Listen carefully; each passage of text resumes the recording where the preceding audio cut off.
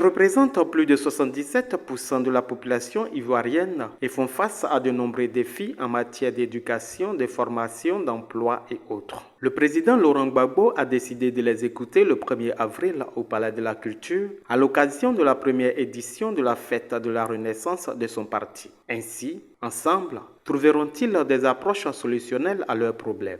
Eux, ce sont les jeunes. Avant cet important rendez-vous, des missions d'écoute parcourent le pays. Ce vendredi 17 mars, la mission conduite par le secrétaire national technique en charge des mouvements estudiantins, Zagol Alain Durand, s'est entretenue avec les jeunes de Yopougon à Assonvon.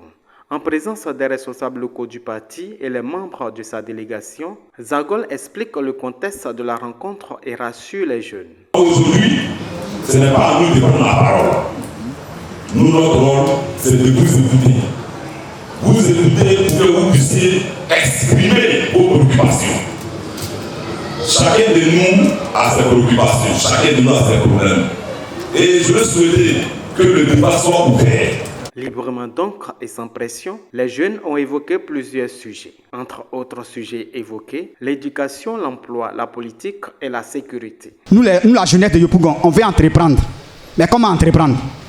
On ne peut pas entreprendre parce qu'on n'a pas les moyens.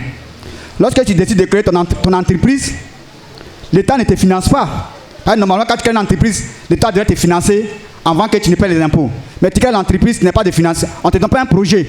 Ou bien on ne te finance pas, mais l'impôt t'implique. Tu dois payer l'impôt. Ok, tu n'as pas de projet. Normalement, quand tu crées ton entreprise, on doit te donner un projet. À travers ce projet, tu peux avoir les moyens pour payer l'impôt. Mais on ne te donne pas de projet, mais tu payes l'impôt. Donc, ça nous empêche de créer des entreprises. Ce n'est pas parce qu'on a peur de créer des entreprises, mais on a peur de créer des entreprises par rapport à ça. Maintenant, ma deuxième préoccupation, c'est au niveau du transport. À Yopougon aussi, on a les frais des permis de conduite.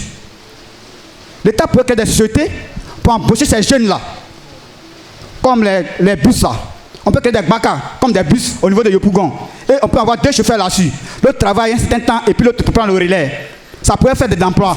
Nous sommes des milliers en Côte d'Ivoire qui avons des diplômes, des maîtrises. On ne peut plus bouger. On est âgé, on ne peut plus faire quelque chose. Et on fait ce qu'on appelle communément les CD. C'est-à-dire l'homme qui est fort dans toutes les matières de l'université. Tu es fort en anglais, tu es fort en français, tu es fort en histoire géo. Pourquoi? Or, tu as une spécialité. Je vous en supplie. Je vous en supplie, trouvez-nous quelque chose à ce niveau. Parce que l'âge a augmenté, on ne peut plus rien faire. C'est là que je m'arrête. Je suis une présidente d'une association de braiseuses de poissons de Yopougon.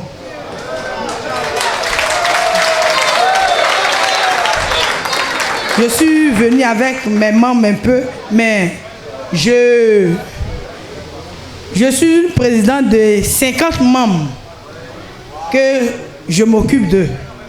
Bon, notre préoccupation, mairie de nous fatigue trop.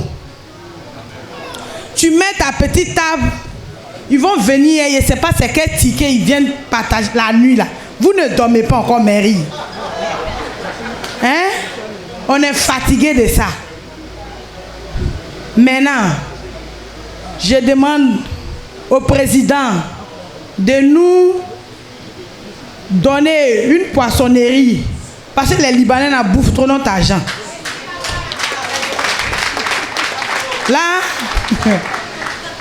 on va acheter nos poissons chez nous-mêmes, nos poissonneries. On va acheter nos poissons là-bas. Et puis ça fait rentrer encore de l'argent. Ça aide encore les femmes. Donc, ma préoccupation, c'était ça. Mairie de nuit l'a pardonné. Nous n'avons qu'à revoir ça. Vous savez, à Yopougon, il y a beaucoup de centres de football qui pullulent. Et les enfants, ils ont un rêve, c'est de devenir des footballeurs professionnels. Mais il n'y a pas de suivi dans ce domaine-là. Alors que tu imagines quelqu'un qui n'a pas suivi la formation qu'il faut. Maintenant, il vient, il ne peut pas aussi, comme on le dit, jouer. Il sait que c'est un enfant qui est là, qui est laissé pour compte. Il n'a pas reçu l'éducation qu'il faut à l'école, il n'a pas encore reçu dans le football. Donc là maintenant, c'est quelqu'un qui est obligé d'aller faire le broutage, ça veut dire qu'il se donner à d'autres choses, pour savoir que c'est un enfant qui est égaré. Alors qu'un enfant, c'est un espoir pour sa famille. S'il réussit, c'est sa famille qui a réussi. Mais quand il échoue, c'est un problème. Donc moi je veux que ici, que nous prenions en compte les centres de formation de football à Yopougon. Parce qu'il y en a tellement.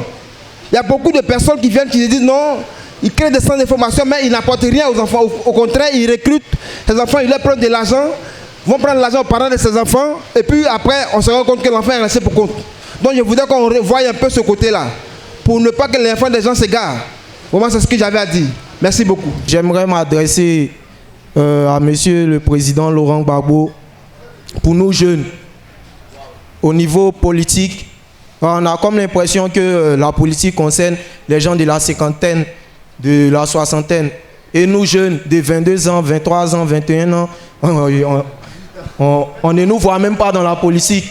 Et moi, j'aimerais que M. Laurent Gbagbo puisse faire quelque chose pour nous jeunes qui voulons s'intéresser à la politique. Je vous remercie. Au président Laurent Gbagbo, plusieurs suggestions ont également été faites. Je souhaite que le président Laurent Gbagbo, une fois au pouvoir, crée la monnaie ivoirienne et que chaque Ivoirien soit payé en tant que citoyen ivoirien d'origine pour que les jeunes en particulier investissent dans des activités plus sûrement et facilement, afin de désengorger la fonction publique pour ne plus que les jeunes se concentrent uniquement que sur la fonction publique. Selon moi, ce système permettra aux jeunes Ivoiriens de devenir facilement des opérateurs économiques et des entrepreneurs. La jeunesse sera alors incorruptible, ne se livrera plus aux cybercriminalités ni aux jeux hasard. Je suis là pour essayer de parler un peu des agents de sécurité. Les agents de sécurité de Côte d'Ivoire sont très mal payés. Très mal payés. Aujourd'hui, ça fait qu'il y a des sociétés, tu ne payes même pas les éléments.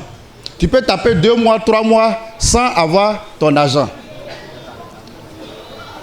Tu es obligé souvent d'être sur le terrain, d'aller racketter les clients qui sont venus vaquer à leurs occupations. Et ça, c'est très mal vu.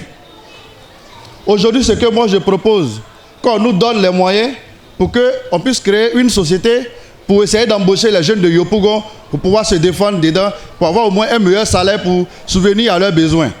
Tout État soucieux de son bon développement devrait prendre en compte les préoccupations de la jeunesse, raison pour laquelle la jeunesse occupe la première place au niveau des projets du PPACI.